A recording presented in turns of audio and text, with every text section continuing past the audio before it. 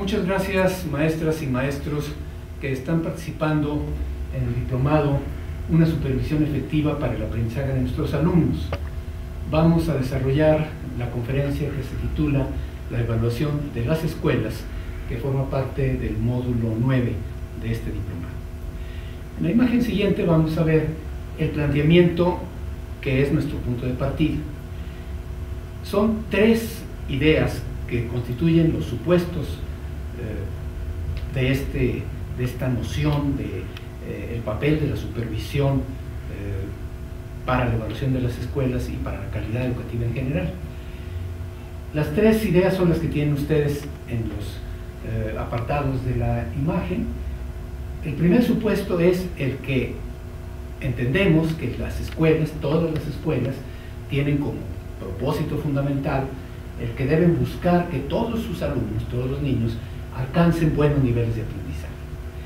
Una segunda idea es que la evaluación de las escuelas puede ayudarlas a que consigan ese propósito de que todos los niños aprendan.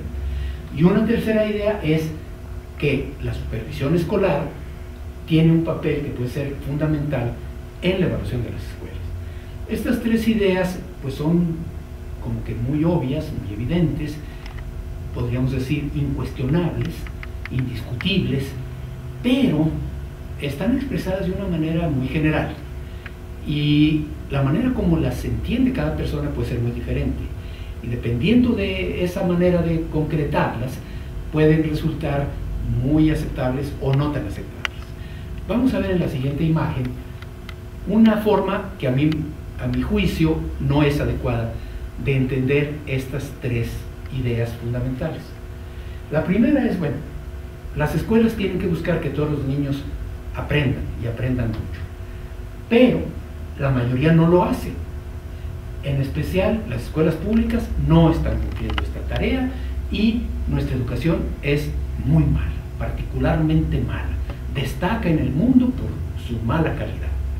Esta es una manera de entender esa primera idea. Sí, todas las escuelas tendrían que hacer eso, pero nuestras escuelas, en particular las públicas, no lo están haciendo. La segunda idea era, la evaluación tiene que ayudar, la evaluación de las escuelas, a que consigan ese propósito de fomentar el aprendizaje de sus niños. Pero se puede concretar diciendo, y evaluar significa aplicar pruebas para saber cómo está cada niño, cómo está cada escuela, y entonces poder premiar lo que vaya bien y corregir lo que vaya mal. Esa es una manera de concretar la idea. La evaluación es importante, sí, pero la evaluación quiere decir aplicar pruebas. Y la tercera idea, la supervisión, es un elemento crucial para la evaluación, pero se puede concretar diciendo lo que tiene que hacer la supervisión es presionar a las escuelas y a los maestros para que sus niños salgan bien en las pruebas. Entonces, esto me parece a mí que no es adecuado. Me parece que es una manera de entender esas tres primeras ideas generales que no es adecuada. Vamos a ver una forma de entender las mismas ideas que me parece a mí mejor. La primera idea, recuerdo, es todas las escuelas tienen que buscar que los niños aprendan. Y podemos decir, bueno, unas escuelas lo hacen mejor que otras. Hay unas escuelas que consiguen bastante y otras que no consiguen mucho. Hay de todo, tanto en las escuelas públicas como en las privadas. La educación mexicana tiene ciertamente retos importantes que enfrentar, hay problemas, pero por otro lado no es cierto, no tiene sustento la idea de que todo anda mal, la idea de que nuestra educación es particularmente negativa, particularmente deficiente, una de las peores del mundo, etc. Entonces es una manera distinta de entender esa primera idea. Como es distinta la manera de entender la segunda, la evaluación es importante para que las escuelas consigan su propósito, sí, y las pruebas son un elemento, son una forma de hacer evaluación que puede aportar algunos elementos, pero no es la única forma ni la más importante. Se necesitan otras formas de evaluar para tener una visión más completa. Y la tercera idea también se puede entender de una manera diferente. La supervisión es fundamental, sí, pero no precisamente para que presionen las escuelas y a los maestros para que sus niños salgan mejor en las pruebas, sino para que vean más elementos sobre la calidad educativa y actúen con base en ellos y no únicamente en los resultados de las pruebas. Entonces, a mí me parece que esta forma de entender las tres primeras ideas que mencioné es más adecuada que la forma anterior que veíamos. Y la parte principal de mi charla va a consistir precisamente en fundamentar esta idea, fundamentar esta manera de entender las tres ideas. Entonces, vamos a hacerlo. Vamos a ver. La primera cuestión, ¿cómo está la educación mexicana? Una manera de ver esto es decir, todas las escuelas andan mal o todas las escuelas públicas andan mal y estamos fatal. Una visión que a mí me parece más equilibrada es que hay de todo, que hay problemas, pero que también hay cosas buenas y que no es una situación totalmente negativa, como en algunos casos se quiere decir. Entonces yo digo, ¿cómo está la educación mexicana?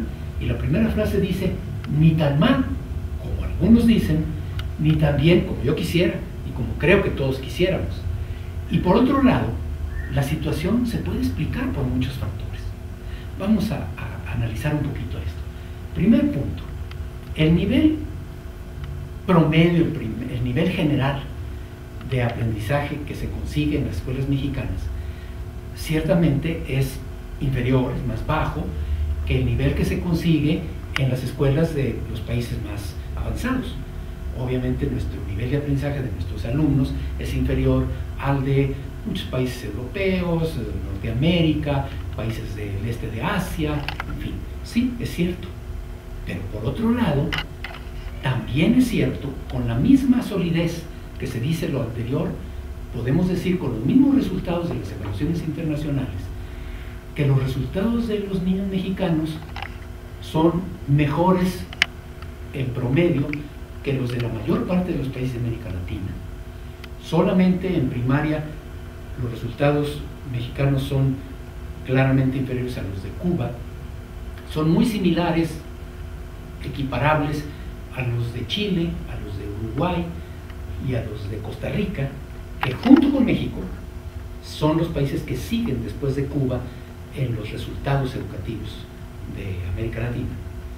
Y son claramente mejores los resultados mexicanos a los de Argentina, Brasil, Colombia y todo el resto de América Latina, por no hablar de los países que están más abajo, como Guatemala, Honduras, Bolivia. Entonces, bueno, ¿tenemos problemas? Sí, claro que tenemos problemas. ¿Sería mejor estar como Finlandia? Pues seguramente que sí, pero no somos lo peor, no se justifica esa opinión muy extendida de que la situación de la educación mexicana es gravísima y catastrófica, peor que la de la mayoría de los países del mundo. No es así. Por otro lado, hay muchas razones que explican por qué nuestra situación es inferior a la de otros países. Uno de ellos es, por ejemplo, el reto que representó para México darle escuela a todos los niños durante una época en la que nuestro país, junto con otros de América Latina, como Brasil, Colombia, etc., tuvo el crecimiento demográfico más fuerte de cualquier país del mundo en toda la historia de la humanidad. Nunca había habido crecimientos demográficos tan fuertes como los que México o Brasil tuvieron en los años 50, 60, 70 del siglo XX. Cuando a veces se compara la situación de México, por ejemplo, con la de España, y se dice, es que España hace 50 años estaba peor que México y ahora está mucho mejor, vamos a analizar las cosas con mayor rigor. Hace 50 años, digamos 1960, ¿el nivel educativo de España era inferior al de México? Falso, ya era mejor. Pero además, en 1960, México tenía alrededor de 35 millones de habitantes en total, y España tenía alrededor de 32 millones de habitantes. O sea, un número muy parecido. Hoy, 2014, España tiene casi 47 millones de habitantes, de los cuales unos 5 millones son extranjeros, migrantes, que llegaron en los años de bonanza que tuvo España hasta no hace mucho, del norte de África, de Europa Oriental, de América Latina, de tal manera que españoles por nacimiento en un poco más de medio siglo, de 1960 a 2014, pasaron de 32 millones a 42 millones. En ese mismo lapso, México pasó de 35 millones en 1960 a 120 millones actualmente, sin contar otros 10 millones de mexicanos nacidos en México que viven ahora en Estados Unidos. O sea que el número de mexicanos por nacimiento nacidos en México pasó en el mismo lapso, en poco más de medio siglo, de 35 millones a unos 130 millones. Pues obviamente es algo totalmente diferente, que implicó que en 1960 don Jaime Torres Bodet, al frente de la Secretaría de Educación Pública, implantara el doble turno en las escuelas primarias para poder dar cabida a todos los niños, porque en ese momento cerca de la mitad de los niños ni siquiera comenzaban la escuela primaria. Bueno, pues obviamente con 2 turnos no se puede aprender lo mismo que con escuela de todo el tiempo, de jornada completa, como ahora estamos volviendo a hacer, ahora que ya la presión demográfica ha disminuido. Entonces es muy explicable que tengamos ciertos problemas, y pese a ello tenemos unos niveles educativos como Chile, Uruguay o Costa Rica, que son países mucho más chicos y que no tienen población indígena.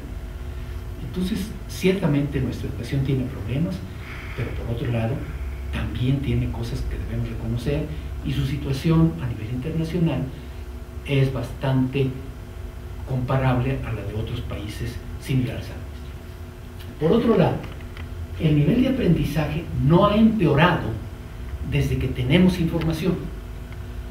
Cuando se dice que antes estaba mucho mejor y ahora está peor, ¿antes cuándo? ¿Desde cuándo podemos tener información confiable sobre los niveles de aprendizaje en general de los niños del país? Solamente desde el año 2000, gracias al trabajo del INE. No sabemos antes cómo estaba. Y desde que tenemos datos que se pueden comparar desde el año 2000 hasta la fecha, los niveles de aprendizaje de primaria han aumentado poquito, pero han aumentado. Y en secundaria se han mantenido estables, a pesar de que estaba aumentando la cobertura de secundaria, que en el año 2000 todavía era de 60% y ahora es de 90%. En primaria ya era cercana al 100% de 2000, sigue siendo cercana al 100% ahora, y el aprendizaje ha mejorado. Entonces no hay fundamento para decir que estamos cada vez peor.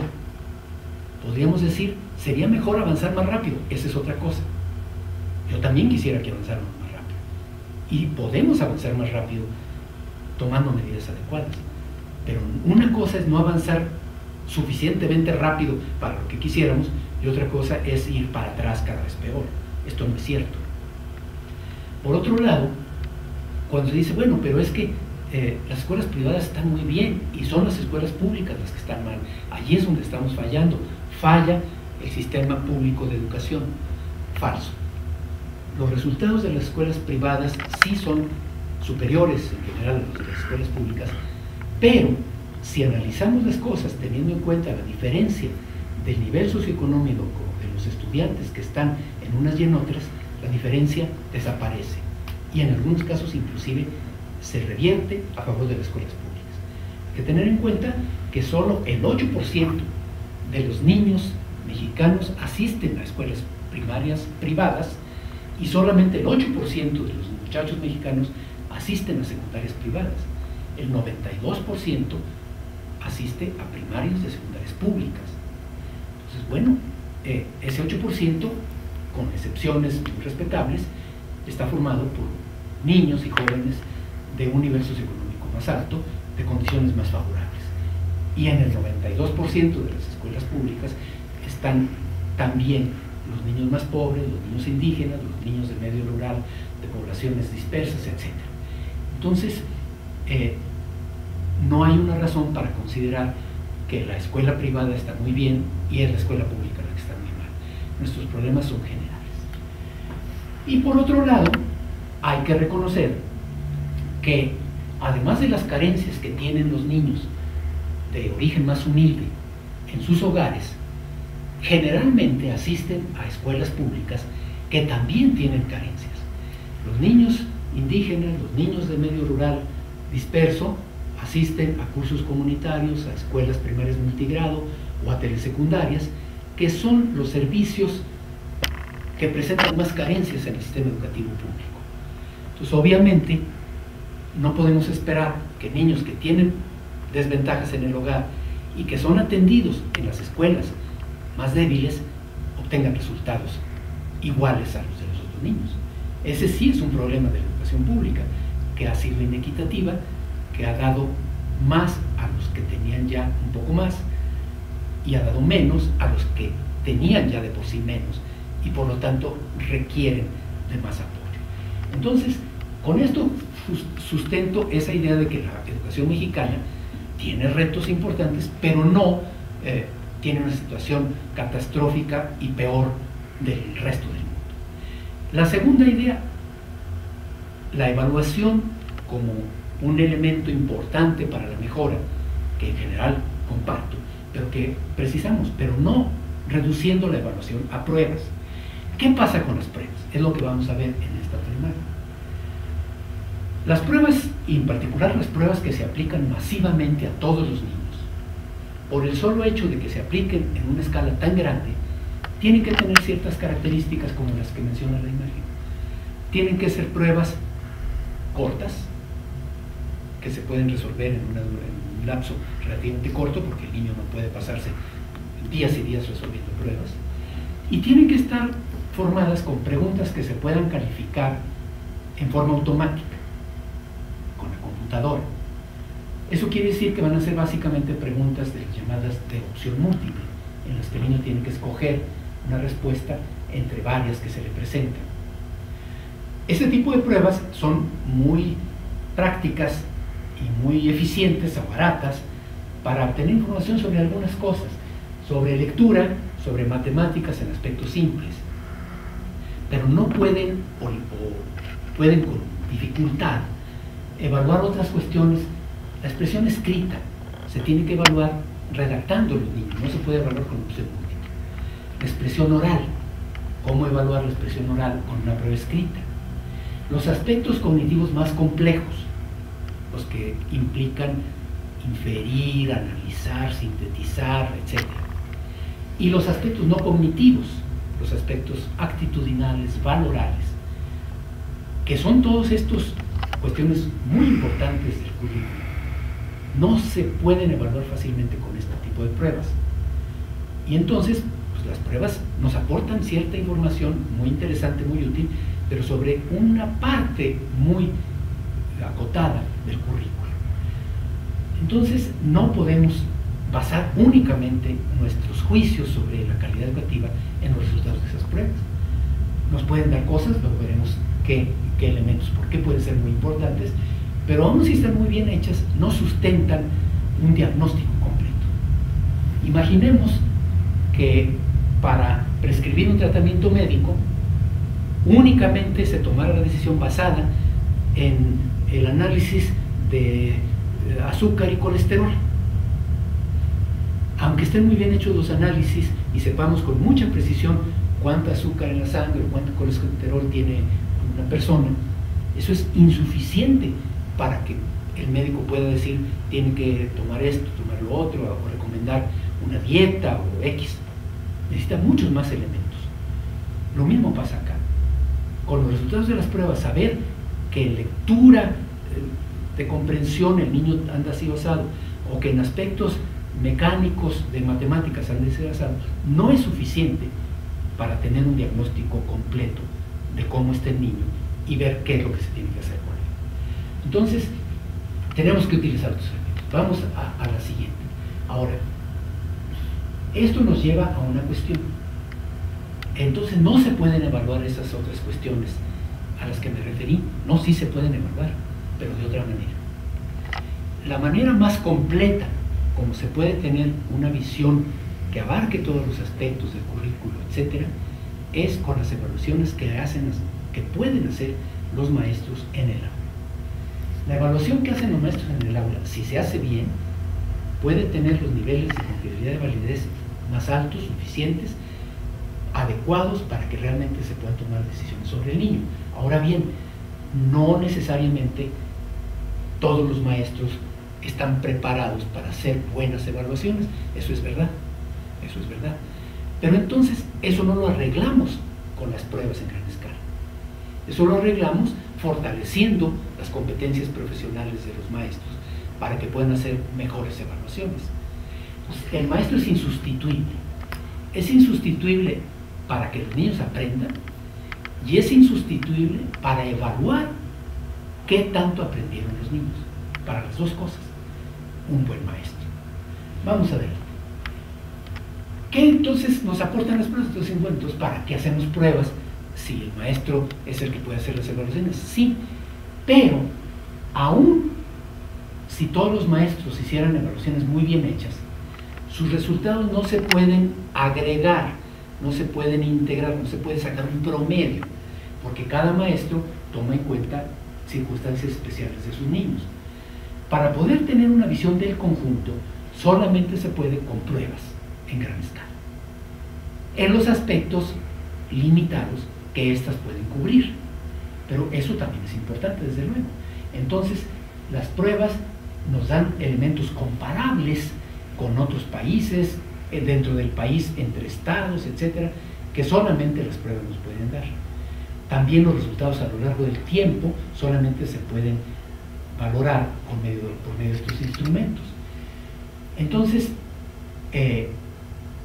lo fundamental es que los maestros hagan mejores evaluaciones, pero las pruebas en gran escala también son importantes, sea de tipo censal, o sea, aplicadas a todos los niños, o en muestras bien hechas, que también son suficientes para muchos propósitos.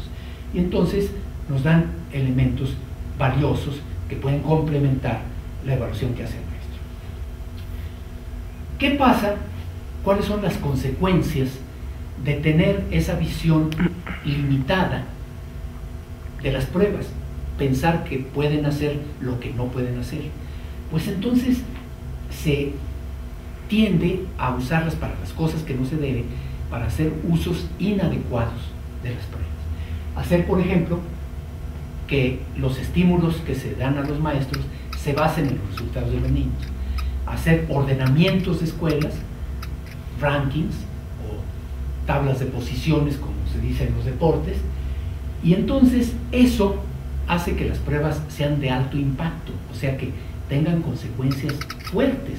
Obviamente, si parte de los ingresos de los maestros depende de los resultados de sus niños, o si el prestigio de la escuela depende del lugar que ocupa en el ranking, pues eso les da alto impacto y entonces eso propicia una serie de prácticas que son muy negativas, ¿verdad? Reducción del currículo. Pues los maestros se ponen a preparar a los niños para las pruebas, descuidando otros aspectos del currículo que son muy importantes. Ese tiempo dedicado a preparar para las pruebas, pues obviamente va en contra del mejor aprendizaje. A lo mejor los niños efectivamente van a salir un poquito mejor en las pruebas porque los prepararon, pero van a aprender menos de muchas otras cosas. Entonces, en lugar de que las pruebas sirvan para que los niños aprendan más, pueden hacer que aprendan menos de muchas cosas.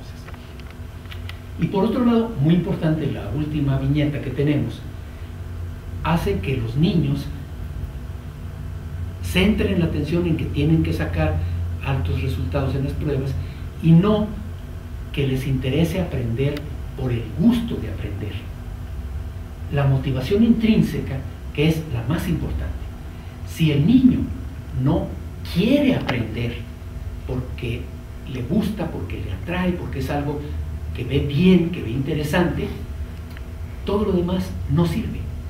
Lo va a hacer a regañadientes, nada más por salir del paso, pero no por realmente conseguir algo profundo que se quede con él. El caso de los rankings de escuelas, una visión ingenua que no tiene en cuenta todas las sutilezas técnicas del asunto, pues se va con la finta de que los rankings se ven muy precisos, esta escuela es la primera, la segunda, la tercera, pero esto es muy engañoso. Y entonces dice, pues entonces ya sé a dónde tengo que mandar a mi hijo, etc. Esto no funciona, así no funciona la educación. La inmensa mayoría de los padres de familia de México y de cualquier país no pueden estar cambiando a su hijo de escuela en escuela, viendo a ver cuál sale mejor. Que además, como unas veces salen unas y otras veces salen otras, pues cada año lo tendría que cambiar de escuela. Entonces es absurdo. Los rankings son imprecisos, son de confiabilidad no muy alta, y entonces las escuelas cambian mucho de un año para otro. Entonces, eso es una estrategia muy simplista de mejora. Suena muy fácil. ¿Cómo va a mejorar? Pues mire, es muy fácil. Aplique pruebas, vea los resultados y luego pues dele premios a los maestros o a las escuelas que salen bien y castigue a los que salen mal y ya se arregló. Pues no, no es así. Es mucho más difícil que eso. Conseguir elevar la calidad de la educación va a implicar muchas más cosas. Y con ese tipo de cuestiones más bien se va a empeorar la educación. Viene una cita aquí de unos investigadores de una institución americana importante, la Corporación RAND, de hace más de 10 años, y miren ustedes lo que dice. Los sistemas de rendición de cuentas basados en pruebas se basan en la creencia de que la educación pública puede mejorar gracias a una estrategia sencilla. Haga que todos los alumnos presenten pruebas estandarizadas y asocia a ello consecuencias fuertes en la forma de premios cuando los resultados suben y sanciones cuando no ocurra así. Bueno, pues eso es lo que nos ha pasado en el país. Es una estrategia muy simplista y que no funciona. Vamos adelante. Esta es otra opinión también de hace 13 años, en este caso, de un especialista muy destacado, Popham, sobre las consecuencias que tiene esto. También voy a leer literalmente la cita.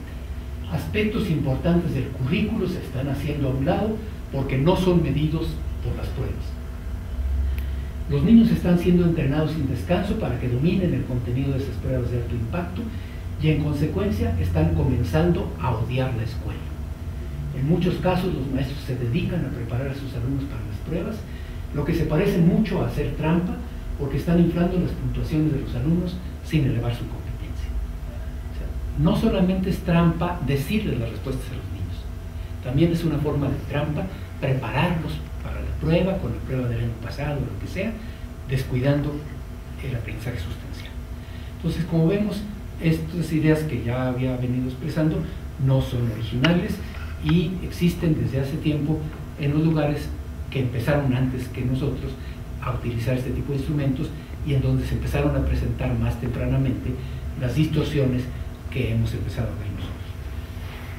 Ahora bien, voy a pasar ahora a lo que tiene ya que ver más con la evaluación que hacen los supervisores. Para evaluar de una manera integral, para un diagnóstico completo, que no sea nomás de azúcar y colesterol, sino un diagnóstico realmente completo de la situación de individuos, sean niños, sean maestros, sean escuelas. No bastan instrumentos estandarizados de este tipo, generales como las pruebas. Se necesita el trabajo de personas competentes que estén cerca de los sujetos a evaluar, de los niños, de los maestros, de las escuelas, para que con un trabajo intensivo analicen muchos aspectos que no pueden ser atendidos con instrumentos de gran escala. Para evaluar bien a cada alumno es necesario un maestro competente, como ya dije. De manera similar, para evaluar maestros individualmente no bastan unas pruebas. Se necesita un buen director que ve el trabajo de sus maestros de una manera frecuente, cotidiana, para que lo pueda evaluar bien. Y para evaluar bien una escuela no basta ver cómo salieron sus alumnos en las pruebas. Se necesita el trabajo de un buen supervisor que pueda estar cerca de la escuela y pueda observar muchas otras cosas. La supervisión, los sistemas de supervisión o de inspección, los inspectorados, tienen una historia ya bastante vieja, de 200 años. Se crearon, empezaron a crearse a principios del siglo XIX, cuando los países europeos empezaron a desarrollar sistemas de educación pública como los que ahora conocemos. Antes había escuelas, pero no había sistemas públicos de educación. Había escuelitas parroquiales, escuelitas conventuales o escuelitas gremiales, pero no, el Estado no consideraba que fuera una de sus funciones el desarrollar un sistema de educación pública. Eso empezó apenas a fines del siglo XVIII, a principios del XIX, y entonces se crearon inspectorados. Los primeros en Francia, Napoleón los creó los primeros, principios del siglo XIX. En Inglaterra, el inspectorado de Su Majestad Británica, etc. Y luego se extendieron en casi todo el mundo, en muchos países del mundo, pero con una doble función que no siempre embona bien. La función de inspección, de ver que se verifique, que se cumplan las normas, que se hagan las cosas como está estipulado, y por otro lado la función de apoyo pedagógico a los maestros y apoyo a la gestión para los directores, la función de supervisión. Ha prevalecido mucho la visión de inspección, de ver que se cumplan las normas, los aspectos administrativos y demás. Y entonces se ha entendido que eso incluye a ver cómo salieron las pruebas y a regañar a los que salieron mal y a estimular a los que salieron bien. Entonces se pierde de vista que la evaluación de las escuelas no se debe reducir a los resultados de pruebas copiados. Para entender esto un poco mejor, presento esta transparencia en la que planteo dos formas de entender qué es una buena escuela. Podemos definir qué es una buena escuela a partir de los productos o a partir de los procesos. Si lo hacemos con base en los productos, entonces decimos, una buena escuela pues es aquella cuyos alumnos sacan altos puntajes en una prueba. Eso es un producto. Podemos definir una escuela a partir de los procesos. Una buena escuela en la que funciona muy regularmente, muy ordenadamente, hay buenas prácticas docentes, el director cumple su función, tiene liderazgo, hace trabajar en equipo a sus maestros, los padres participan, etc. Son dos maneras de definir una buena escuela. Y en teoría podríamos pensar que es lo mismo, que finalmente vamos a llegar a lo mismo. Si una escuela tiene buenos procesos, va a tener buenos resultados. Si una escuela tiene buenos resultados, es porque tiene buenos procesos, pero no necesariamente es así.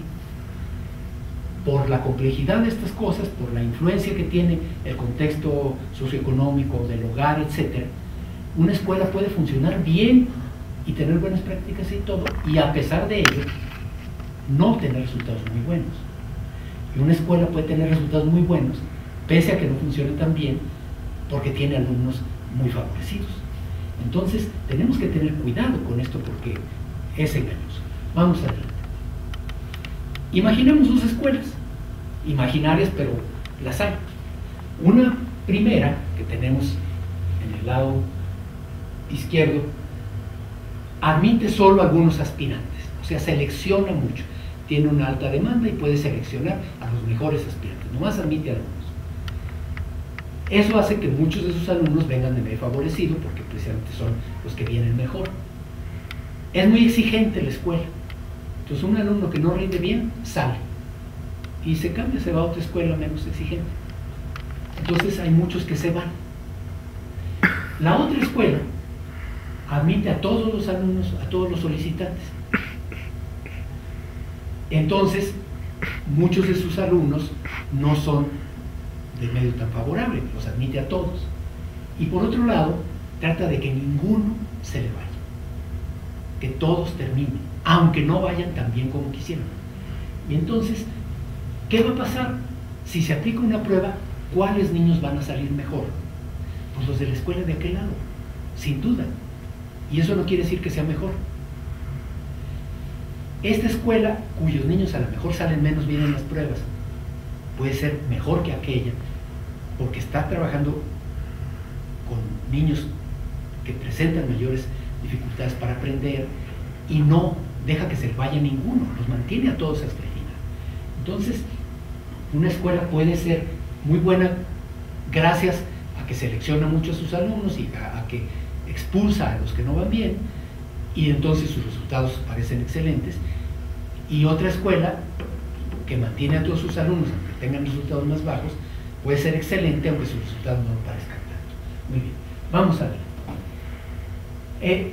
Para evitar esto, se ha intentado un acercamiento relativamente reciente, que en México no se ha usado afortunadamente, que son los que se llaman los modelos de valor agregado. La idea es esta: bueno, a ver, sí, efectivamente, una escuela recibe a los niños mejor y otra los recibe peor, y entonces no es justo nada más ver el resultado al final. Bueno, pero vamos a hacer esto, vamos a ver dos pruebas, una al principio y una al final, y entonces vemos qué tanto avanzó un niño, y eso sí, ya fue de la escuela, porque vimos cómo empezaba y cómo acababa. Entonces eso ya es lo que agregó la escuela. Esa es la idea del valor agregado, como el IVA, el impuesto al valor agregado. Entonces esto suena bien, vamos adelante. Dice, esto parece una buena idea.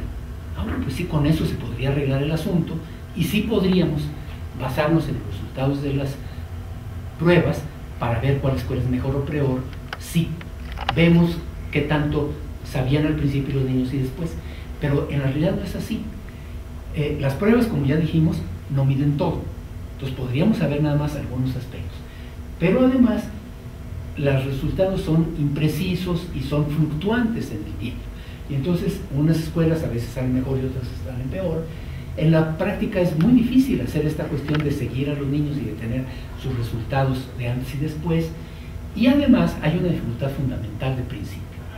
Aún haciendo eso, todavía no podemos estar seguros de que el mayor avance de unos niños y el menor avance de otros sea gracias a la escuela, gracias al maestro, o por culpa de la escuela o por culpa del maestro.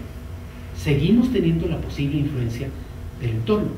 Imaginémonos un grupo escolar en la que todos los niños van mal porque el maestro es muy malo, y en la que los papás se pusieran de acuerdo para pagarle a un maestro para que atienda en forma particular a sus niños, y entonces en la prueba al final pues los niños salen muy bien, y entonces dicen, mira, su maestro era muy bueno.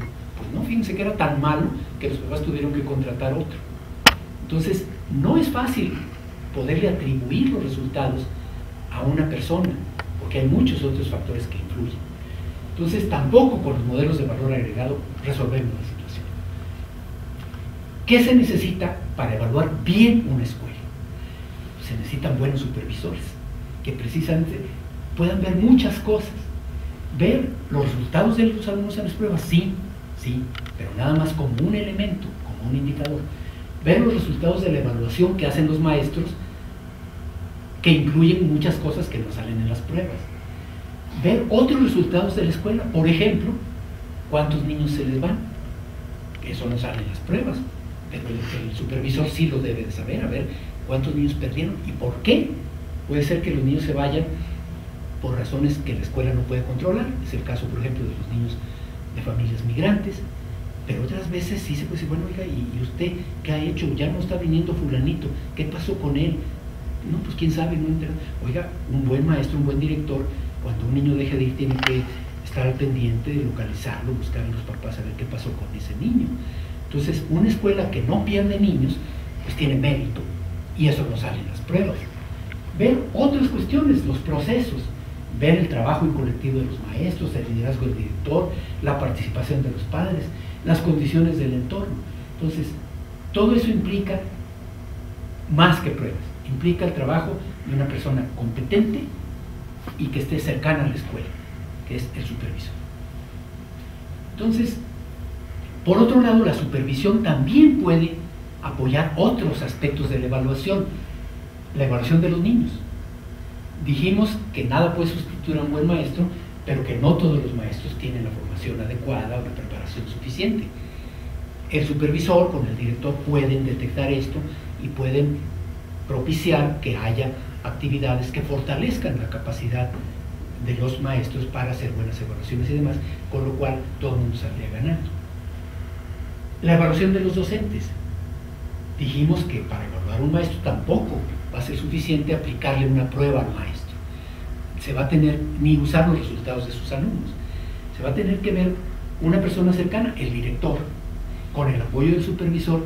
Los directores tampoco están necesariamente bien preparados para hacer una buena evaluación de sus maestros. Y hay mucho la queja de que muchas veces, cuando se le pide al director que opine sobre sus maestros, o que evalúe a sus maestros, pues a todos les dan la evaluación más alta, lo cual obviamente no es adecuado y indica que no se hizo bien el trabajo. Entonces el supervisor puede apoyar el trabajo de los directores para que hagan mejores evaluaciones de sus maestros y también mejores actividades, evaluación tanto formativa como sumativa, para ver qué les falta, para ver qué se necesita apoyar y también pues para eventualmente tener elementos más sólidos para reconocer el trabajo de los mejores y corregir el trabajo de los menos buenos. Ya vamos llegando al final. La evaluación es una herramienta muy poderosa.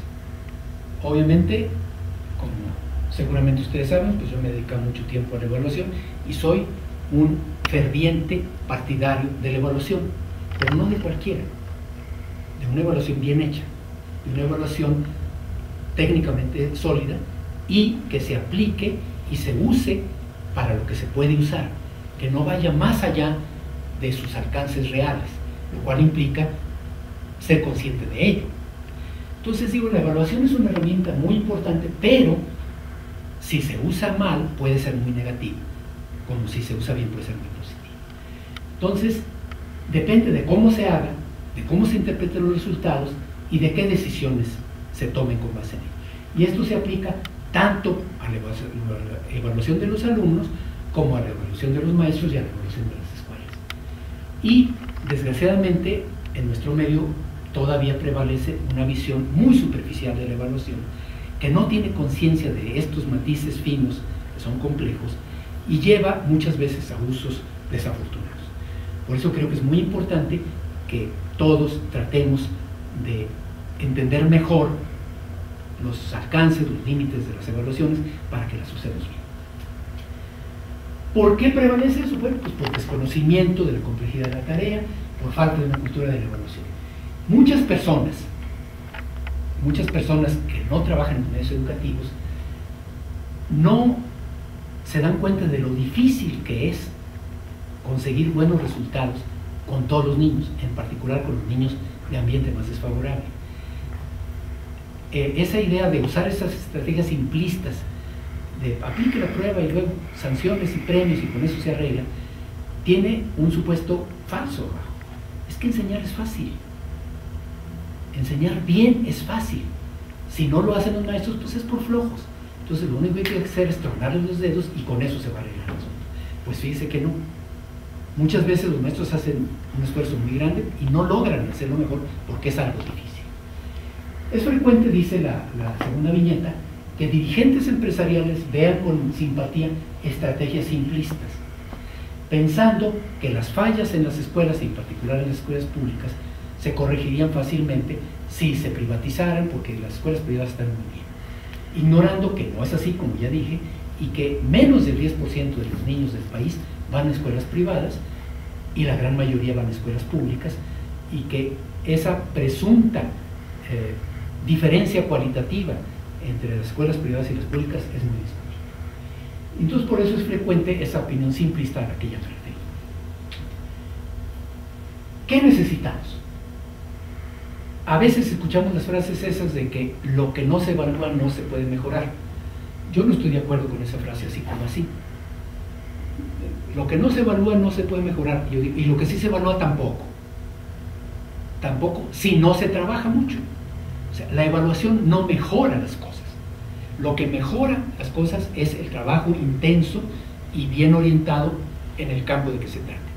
Entonces, lo que va a mejorar la calidad es el trabajo bien orientado e intenso de los maestros, para lo cual puede ayudar la evaluación si se hace bien y se usan bien sus resultados. Entonces, necesitamos buena evaluación formativa hecha por los maestros y apoyarse con pruebas, pero no para sustituir al maestro, sino para complementar. Necesitamos buena evaluación de los maestros que no se limite a los resultados de sus niños en las pruebas, sino que incluya muchas otras cosas de acercamiento intensivo a su práctica.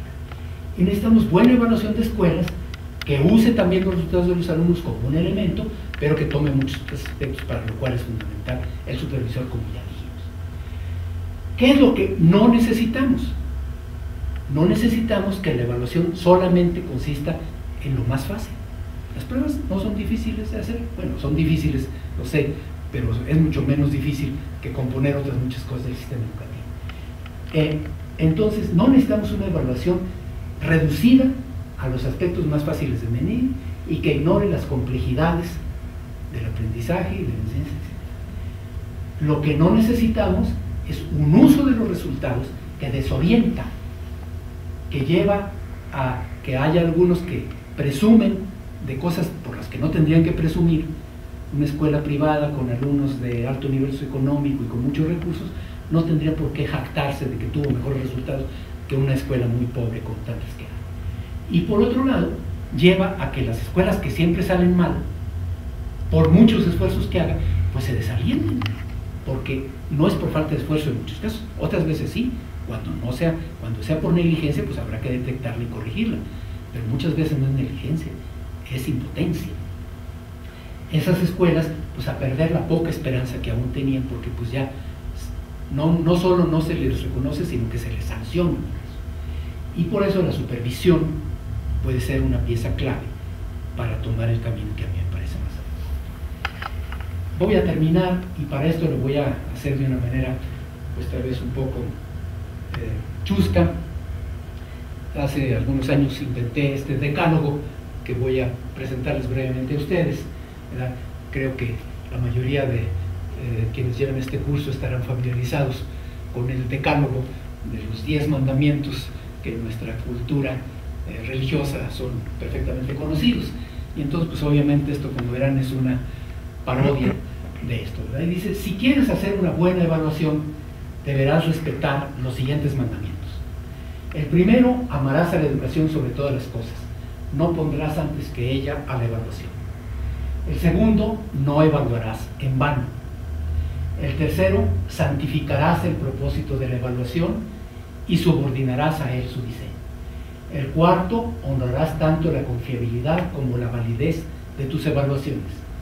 El quinto: no dañarás a niños ni a maestros.